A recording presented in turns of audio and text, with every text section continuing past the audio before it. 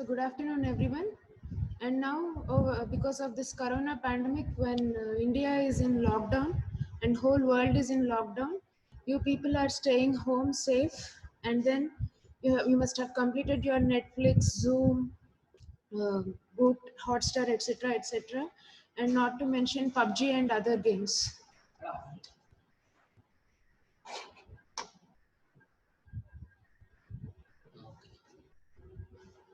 And now you must have forgotten, and you must be in confusion.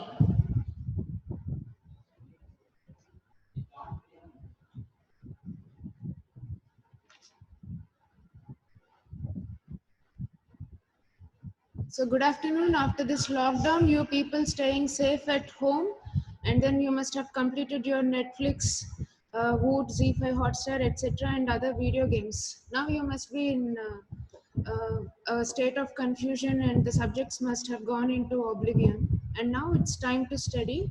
And welcome back to all of you to our orthopedics class, where we are going to see about bone and joint infections. So today first we are going to see about osteomyelitis.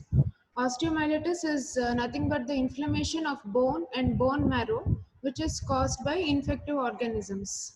The infection may be limited to a single portion of bone or may involve numerous regions such as marrow, cortex, periosteum and the surrounding soft tissue. So based on the duration and type of symptoms, osteomyelitis can be divided into acute, subacute and chronic osteomyelitis. Acute osteomyelitis is the duration which is less than 2 weeks, and subacute between 2 to 6 weeks, and chronic osteomyelitis is more than 6 weeks. And then coming to the acute osteomyelitis, the Staphylococcus aureus is the most common causative organism in acute osteomyelitis, and the spread is mostly hematogenous from a focus of infection. That is a pre-existing infection in the body. From there, hematogenously, the infection can spread to the bone or direct inoculation by trauma or anything, and adjacent source of infection closer to the bone, there could be occurrence of infection. This is more common in males compared to that of females, and the most common sites are distal end of femur and proximal end of the tibia. And coming to the etiological agents, in infants less than 1 year, it is group B streptococci, and in people between 1 to 16 years and more than 16 years, it is Staphylococcus aureus, which is the most common etiological agent. And coming to the pathology, the acute osteomyelitis, the most common region of the bone which is affected is the metaphysis of the long bones. So these infective emboli, when they enter into the circulation, they enter the bone through the nutrient artery, and when they travel along, in the metaphyseal area, you can find that there is hairpin loop of blood vessels, and which leads to slowing or stasis of the circulation. And this is one of the reasons why metaphysis is the common site of infection in long bones. And apart from that, there will be diminished phagocytic activity in the metaphysis of the long bones compared to other regions. Hence, metaphysis of the long bones is the most common site of infection in long bones. And coming to the pathology, the infective embolus, it enters the circulation and it occludes the smaller vessels of the bone, smaller vessels in the bone, and it leads to necrosis of small areas of the bone. And as a result, there will be hyperemia around the affected bone, and there will be inflammatory response. And with this inflammatory response and proteolytic enzymes released by the inflammatory cells, there will be destruction of the bacteria, necrotic bone, and medullary elements by the proteolytic enzymes. As a result, here as you can see, the exudates and debris they accumulate, and there will be increase in the pressure, intraosseous pressure, because of the rigid and unyielding walls of the bone.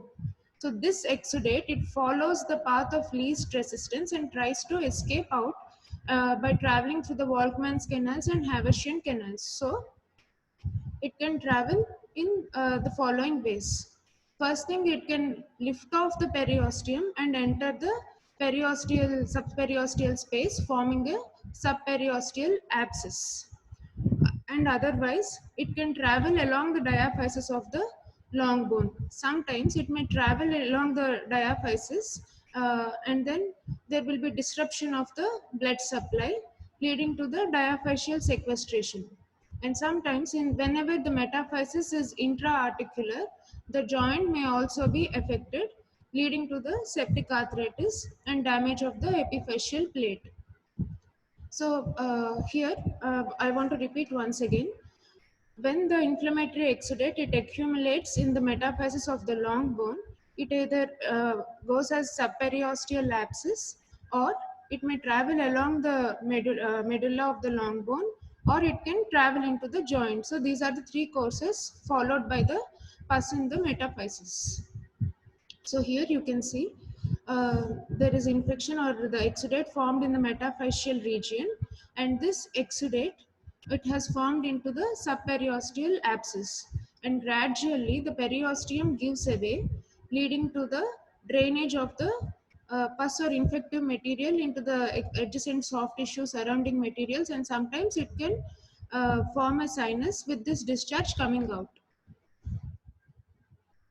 And now, coming to the clinical features, acute pain and swelling are the usual symptoms with which the patient presents. Usually, it occurs in children. It is most common, and they present with constitutional symptoms like fever and refusal to weight bear is also another symptom. Apart from that, there will be swelling, warmth, and acute tenderness over the area involved. So, in coming to the radiological features, in early stages, that is within 2 weeks, there will not be much radiological changes. However, after 2 weeks, there will be destruction of the bone and periosteal reaction will be seen. As we have seen earlier, as the periosteum is stripped here, there will be a gradual formation of the new bone, which is the periosteal reaction. It is seen around 2 weeks. So even before the radiological features, that is X-ray findings are apparent, we can identify osteomyelitis by bone scans, usually technetium 99 bone scans, or leukocytes labeled with indium 111 are also used in bone scan to identify the acute osteomyelitis. And coming to the routine laboratory investigations, we find increased WBC count, increased ESR, and increased CRP. Sometimes blood culture will reveal the causative organism. So these are the different clinical features and radiological features of acute osteomyelitis. And now coming to the treatment, this acute osteomyelitis, if left untreated, may take a fulminant course and may end up in a fatal outcome. So treatment is very important. Firstly, you have to splint the affected part. Splinting of the affected part, as we have seen earlier, is important to provide pain relief and as well as to prevent the formation of deformities. And broad spectrum antibiotics usually uh, before after sending the blood culture, the broad spectrum antibiotics can be initiated empirically, usually cephalosporins, penicillin, and amikacin can be given. And after we get the culture report or specific organism is isolated, those antibiotics can be used. First, intravenous antibiotic should be initiated, and then oral antibiotic should be continued for at least 6 weeks. And coming to the actual surgical drainage is the main treatment of choice. Surgical drainage, at earliest point of time when we can intervene, we have to do surgical drainage. If it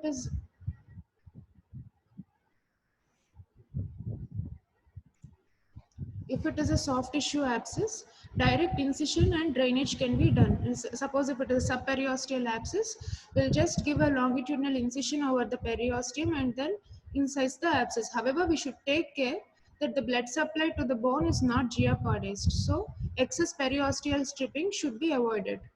And in case of intraosseous exudates and pus, few drill holes are made in the bone, the cortex is open, and thus the medullary cavity is drained.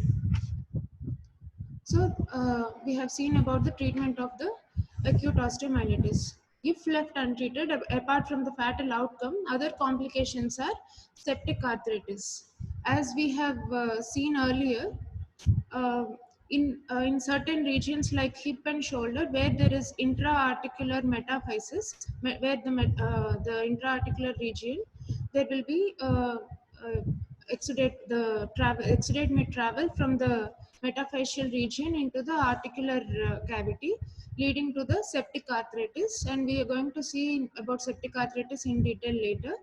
And there will be destruction of the epiphyseal plate. As we have seen earlier, there will be a growth plate in immature skeleton, and usually in children below 2 years there will be some few vessels traveling across the physis from metaphysis to the epiphysis, and as a result there will be destruction of the epiphyseal plate. This destruction of the epiphyseal plate in children younger than 2 years may lead to growth disturbances as well as deformities. So angular deformities are more common in infants compared to the older age group. And then chronic osteomyelitis. Suppose if these acute pockets of pus are left untreated or left undrained, this may progress into chronic osteomyelitis, which we are going to see later. And then we have the pathological fractures. As we have seen, there will be destruction of the bone, as we have seen in the X-rays, and there will be weakening of the bone. So with trivial trauma, there will be fractures. So these are called pathological fractures. So these are all the different complications of acute osteomyelitis. And coming to the differential diagnosis, it may mimic septic arthritis and rheumatic fever. Usually in rheumatic fever, it is polyarticular and duration is slightly longer. And coming to the septic arthritis, there the joint is involved. First, effusion is seen. There will be increased swelling. However, in acute osteomyelitis, the swelling will come later on. After the formation of the subperiosteal abscess, you have the swelling. Before that, you will have only pain, redness, and local tenderness. So, and there will be complete restriction of range of motion in case of septic arthritis, whereas it is not that restricted in case of acute osteomyelitis. So this is how we can differentiate between septic arthritis and acute osteomyelitis.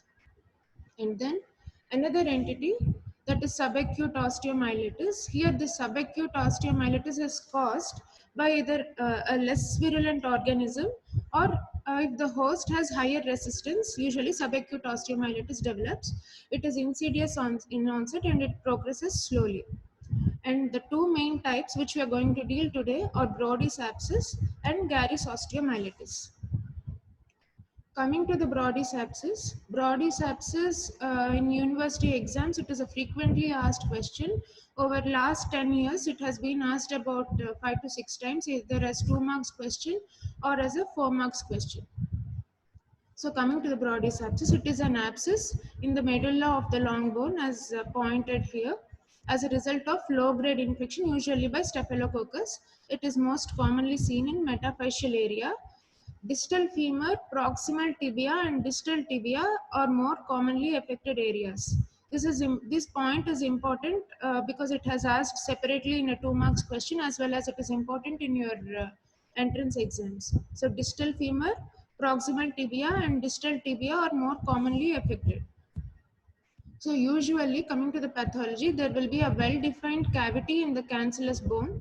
Usually in the tibia, proximal tibial metaphysis, there will be the cavity filled with glary seropurulent fluid. And the cavity is lined by granulation tissue containing mixture of acute and chronic inflammatory cells, and the surrounding bony trabeculae are often thickened.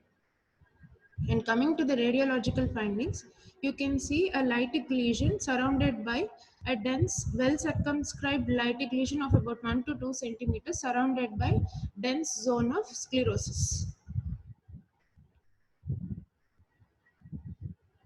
And coming to the clinical features, the patient is usually a child or adolescent who has pain in near pain at one of the larger joints for several weeks or months. He or she may present with limp, slight swelling, muscle wasting, and local tenderness present. And local rise of temperature may or may not be present. Usually, the WBC counts and blood cultures also show no cross abnormality, but TSR count may be elevated sometimes. And as we have seen here, this is a metaphyseal region and there is no periosteal reaction seen here because it's a metaphyseal region. However, if it is a diaphyseal region, we can see periosteal reaction. And now coming to the treatment, first we have to immobilize and antibiotic treatment. If it is not relieved, if the condition has not improved, or if there is not radiological resolution with the treatment conservative management, then open biopsy and curettage of the lesion should be done when there is doubt in the diagnosis, or if there is no response to the conservative treatment. So this is all about Brodys abscess. Now another variety of subacute osteomyelitis, that is Gary's osteomyelitis, we're going to see. Gary's osteomyelitis is a diffuse sclerosing inflammatory lesion usually seen in the shafts of long bones, usually tibia, and it is non-suppurative and granulating lesion. Usually the patient presents with diffuse and dull aching pain over the area involved, more during the night. There will be tenderness on deep palpation. Radiologically, you can see that there is marked thickening and increased density of the cortex with almost obliteration of the marrow space. Now the treatment is excision of this abnormal area followed by bone grafting and stabilization. So this is all about Gary's osteomyelitis. And coming to the next condition, chronic osteomyelitis. Chronic osteomyelitis, it is a persisting pyogenic infection of the bone of more than 6 weeks duration, as we have seen earlier, and it is characterized by recurrent attacks of inflammation. Recurrent attacks of inflammation with sinuses discharging pus and bony spicules. Chronic osteomyelitis, the infection duration is more than 6 weeks with recurrent attacks of inflammation and with sinuses discharging pus and bony spicules. And apart from that, radiologically, sequestrum and involucrum are the hallmarks of chronic osteomyelitis. As we have seen earlier, if acute osteomyelitis, if it is neglected or untreated or improper drainage of acute osteomyelitis, it can end up in chronic osteomyelitis. And in presence of foreign bodies, it could be an implant or some foreign object present. These may also lead to the chronic osteomyelitis. And now pathology, as we have seen earlier in the pathology of acute osteomyelitis, there will be thrombosis of the medullary vessels. And before going deep into the pathology, I just want to make a note of small thing. Coming to the blood supply of long bone,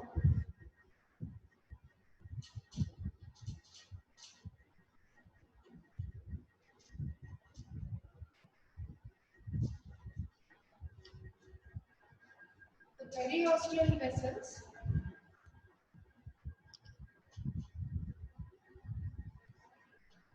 provide blood supply to the outer one-third of the cortex.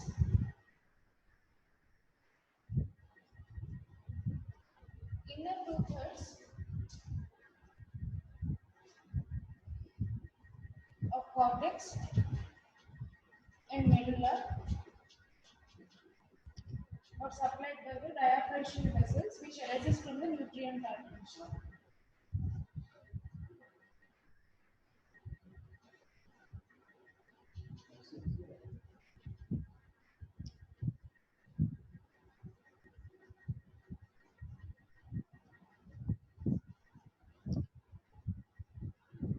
The diaphragmal vessels, which arise from the nutrient artery,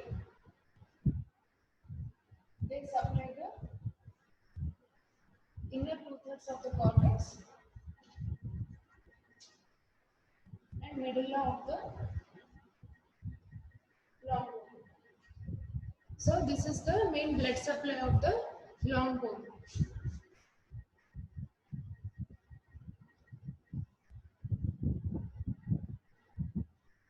So this is the long bone and this is the periosteum. So outer two-thirds the periosteum's blood supply and inner two-thirds by the nutrient artery and diaphragmal vessels, which reside along the cortex.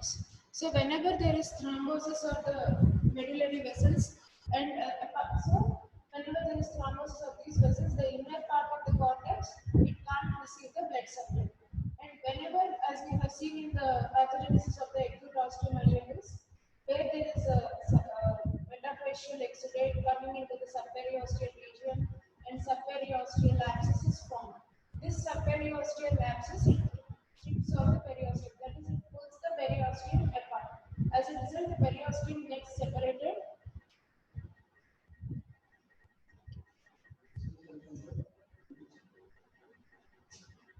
So I want to repeat once again. Here, the long bone receives its blood supply. The outer one third of the cortex is supplied by the periosteal blood vessels, and inner two-thirds by the diaphragmal vessels. And here, whenever there is thrombosis of the blood vessels in chronic osteomyelitis, first thing the abscess, the exudate which is formed in the metaphyseal region, it means it will strip the periosteum. The periosteum is stripped here, and then the subperiosteal abscess is formed. And as a result, as the periosteum is stripped off, the outer part of the cortex, there will not be blood supply. And along with it, the blood supply is also lost if all the diaphragmal vessels are also affected. The inner cortex, inner part of the cortex will also lose its blood supply. So there will be loss of blood supply to the bone. And as there is loss of blood supply to the bone, a piece of bone gets necrosed. A piece of bone, a small part of the bone gets necrosed. This necrosed part of the bone, it will gradually form into sequestrum. And surrounding in this sequestrum, as the duration progresses, it gradually gets separated from the this sequestrum gradually gets separated from the surrounding parent bone. So when the dead piece of bone, it gets separated from the surrounding living bone, then it is called sequestrum. And then because of the healing response of the surrounding living bone, there will be formation of the dense bone.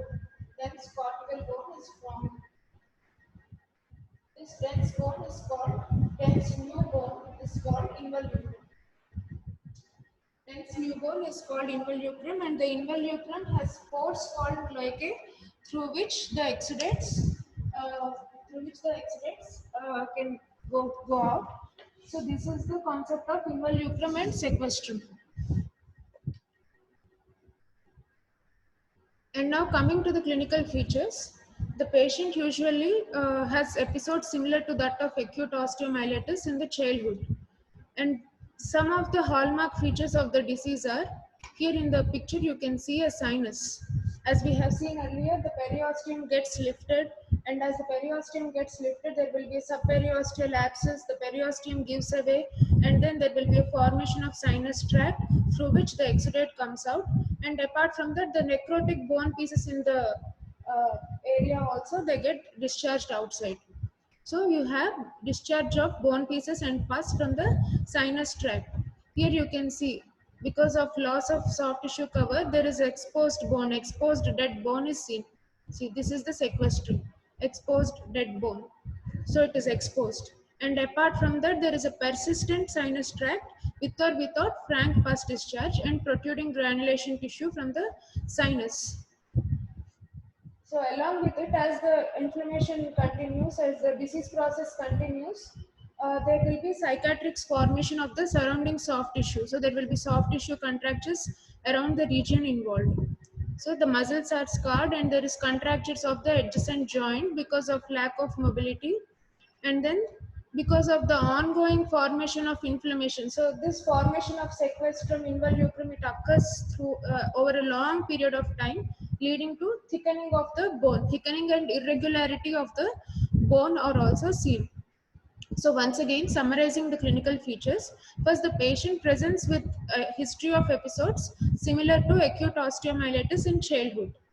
The patient may be having complaints like pain, deformity, and there will be discharge of pus, as seen here, discharge of pus from the sinus tract, and there will be exposed bone here, there may be exposed bone, and there will be discharge of the pus and bone, spicules of bone from the sinus, and there will be a non-healing wound, and thickening of the bone and irregularity of bone are felt on palpation, and there will be tenderness on palpation, and the skin is dusky and usually not healthy and clean because of ongoing process of inflammation, persistent process.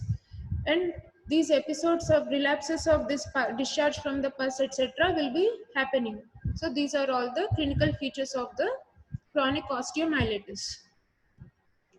And coming to the radiological features, in early stages, the bone appears not moth-eaten and osteoporotic. It is osteoporotic because of increased hyperemia and increased decalcification. There will be osteoporotic regions, and areas of sclerosis are also seen. There will be subperiosteal new bone formation. And as we have seen earlier, sequestrum, the arrow which is, this is the sequestrum. Sequestrum lies as an irregular sclerotic piece of bone and which is surrounded by granulation tissue, and it gradually separates itself from the living bone. And surrounding the sequestrum, there will be dense new bone formation from the adjacent living bone, which is called involucrum. So sequestrum and involucrum are the hallmarks of chronic osteomyelitis, and unless you see them on X-ray, you can't label as chronic osteomyelitis. And coming to the, depending on the location and the part of the bone involved, Sirni-Medar classification has been given, where in type 1 only the medullary region of the bone is involved, and in type 2 superficial region a part of the cortex is involved, and in localized thing both cortical sequestrum is also in cortical and medullary region are involved. However, the stability of the bone is maintained, whereas in diffuse the features of the first, second, and third are seen, and extensive area of the bone length is involved. So there will be mechanical instability before or after the debridement of the sequestrum. So this is Sirni-Medar classification. And coming to the treatment, first the causative organism should be identified and appropriate antibiotic should be initiated. That is the main principle. And before that, the general condition of the patient should be improved, anemia should be corrected. And coming to the surgical management, sequestrectomy, saucerization, and stabilization of the bone are the cornerstones. Unless the sequestrum, the necrotic bone is removed, the disease cannot be cured. So the sequestrectomy should be done. And when should we go for sequestrectomy?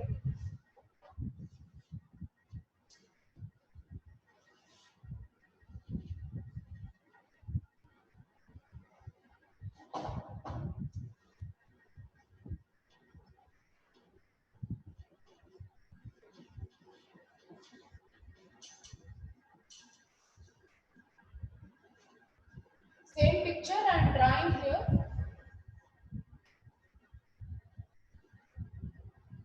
Here, because of the loss of blood supply, because of loss of periosteal blood supply, a piece of bone has become necrotic.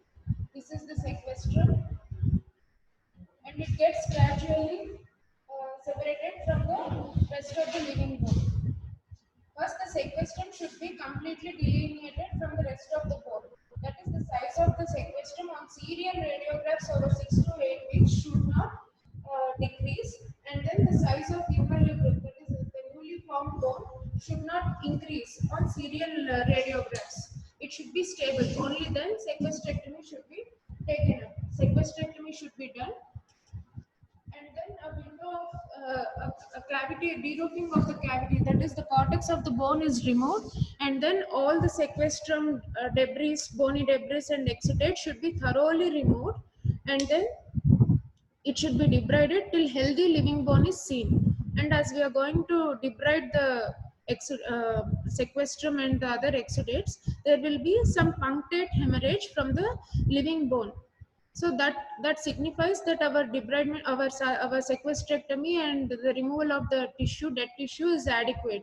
That appearance of punctate hemorrhages is called Paprika's sign, and then only after seeing that you can be happy that your procedure is adequate, and then whatever bone defect which is formed should be stabilized. The bone defect can be filled by using bone graft or antibiotic beads. Here in the first slide, you can of the PowerPoint, I will show you at the end of the presentation.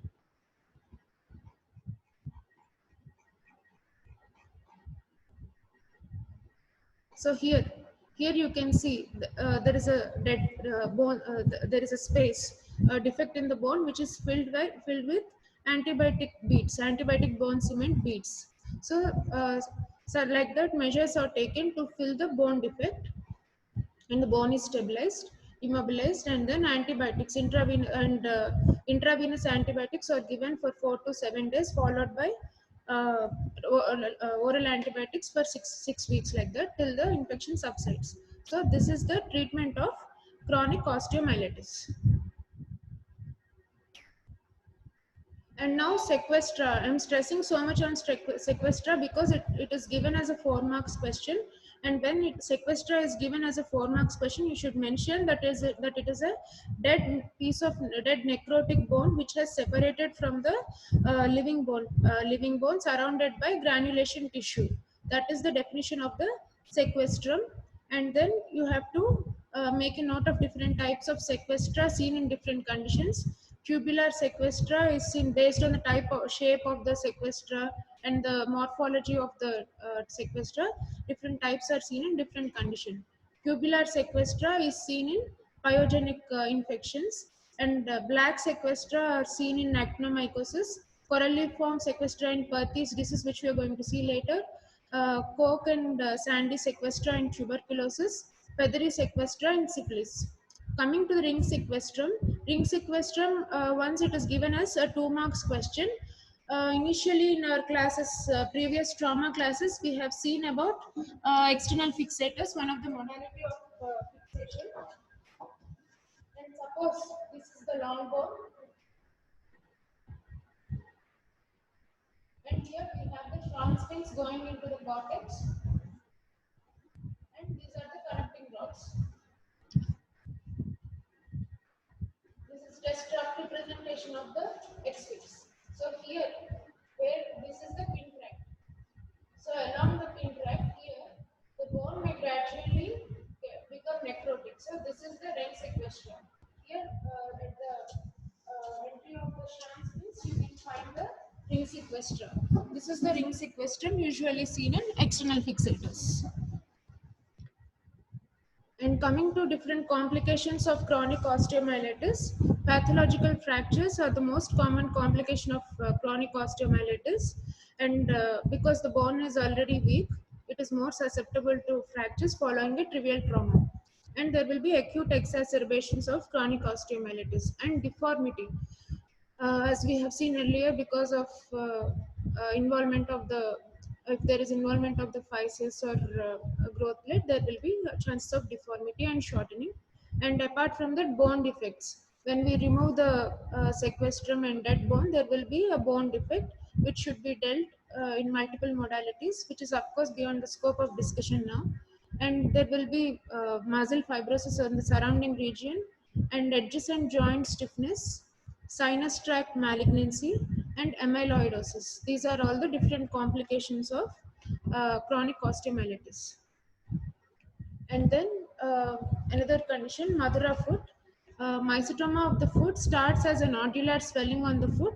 Infection enters through a minor injury to the foot like a thorn prick. The initial nodule which forms, it bursts, discharging the pus which contains small granules. The indurated swelling then spreads, the blisters form and burst, resulting in multiple discharging sinuses.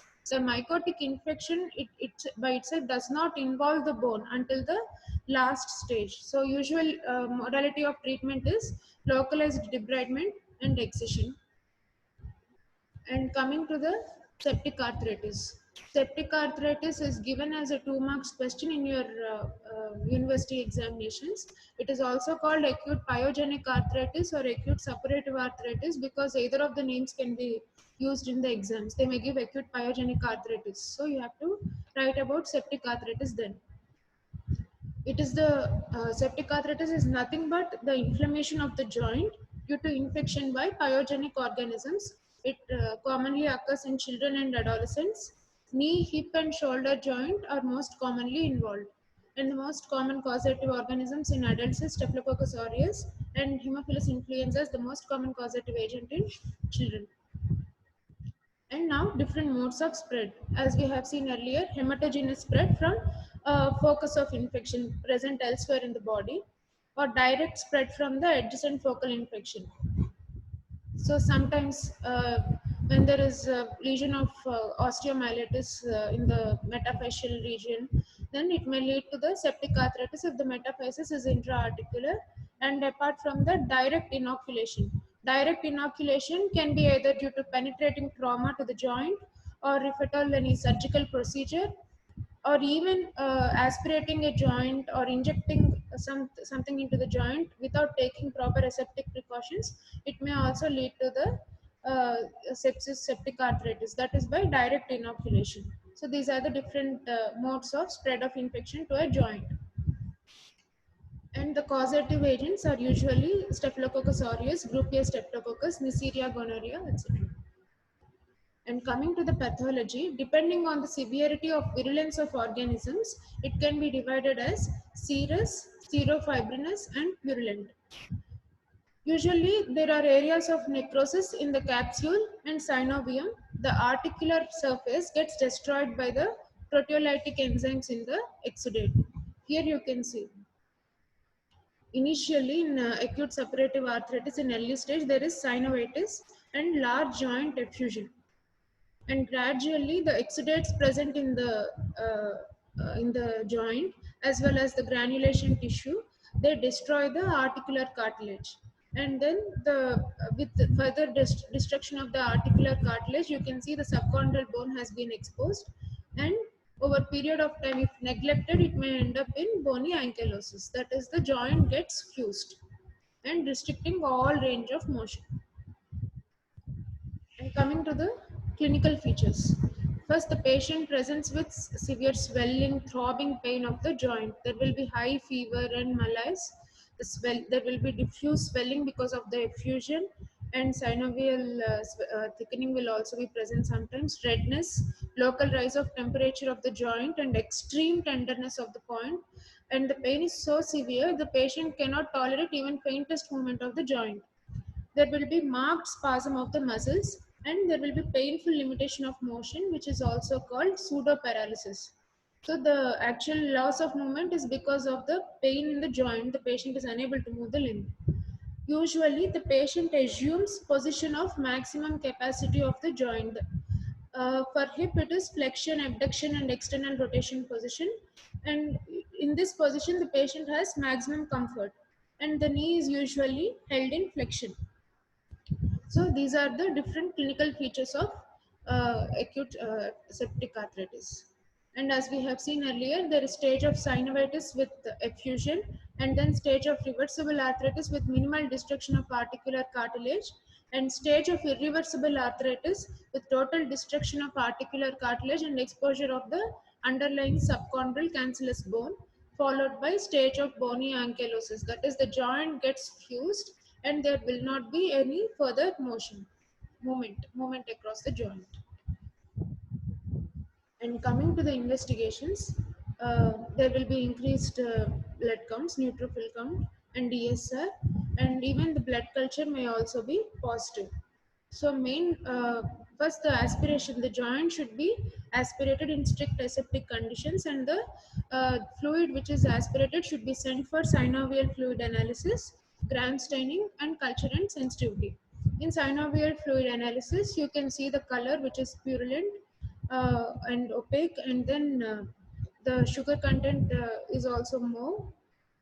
The synovial fluid analysis, you have the appearance, and then there will be increased neutrophil count. And in gram staining and cultural sensitivity, you can find the causative organisms, and the sensitive antibiotic can be identified. Usually, initially, there will not be any bony changes in the first week. There could be some soft tissue swelling because of the effusion of the joint. And later on, there will be narrowing of the joint space because of the destruction of the articular cartilage, and eventually the joint space is completely obliterated when it ends up in ankylosis. And coming to the management, first the joint should be immobilized, and there should be skin traction applied below knee. As we have seen in our earlier classes, the skin traction should be applied first thing to provide pain relief and to prevent the formation of occurrence of deformities and contractures. Parenteral antibiotics should be initiated. And if the aspirated fluid is frankly purulent, immediate arthrotomy, that is, the joint should be opened and thorough joint lavage should be given. The joint should be flushed with sterile saline and local antibiotic should be instilled. A drain can be placed for further management. And coming to the different complications of the septic arthritis, there will be deformity and stiffness of the joint. And if at all, the pathological dislocation can also happen. If in case of septic arthritis of the hip, usually when the cartilaginous femoral head is destroyed, there can be pathological dislocation, and in neglected cases, there will be secondary osteoarthritis. Tom Smith arthritis can be asked as a 2 marks question. This Tom Smith arthritis is septic arthritis of the hip seen in infants. Here, the head of the femur is cartilaginous, so it is rapidly destroyed by the pyogenic process. The onset is usually acute with rapid abscess formation. Sometimes it is usually mistaken as a superficial infection and child may not present immediately. But after some time, when the femoral head is completely the patient may present with complaint of limp, usually without any pain. And on examination, the child has unstable gait and the affected leg is shorter and there will be increased range of motion and there will be telescopy test positive because the head is destroyed. And on X-ray, one finds complete absence of the head and neck of the femur. So depending on the bony defect, it can be reconstructed surgically later on. So thank you very much and make the most of your day. Life at home can be nice and cool. Thank you.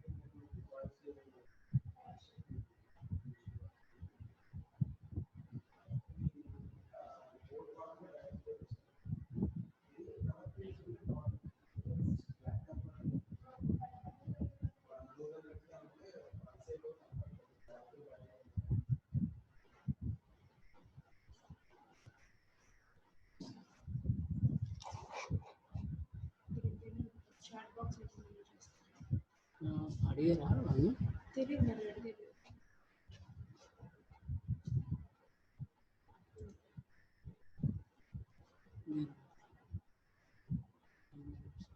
మీరు చెప్పండి madam. 2 minutes లో అయిపోతుంది. అయిపోయింది చెప్పు. 45 minutes.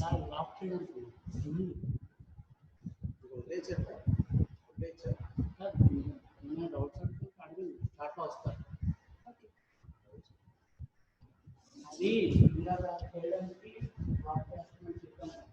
So if you have any doubts, you can type in your chat box.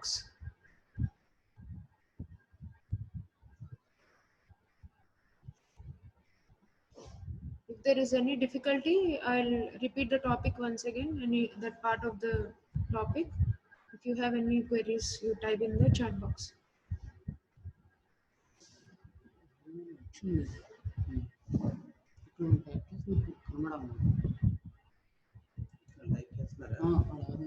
Kannada తెలియదు. Every one ఇచ్చాను. మీకు వస్తుందా సార్ చాట్ బాక్స్?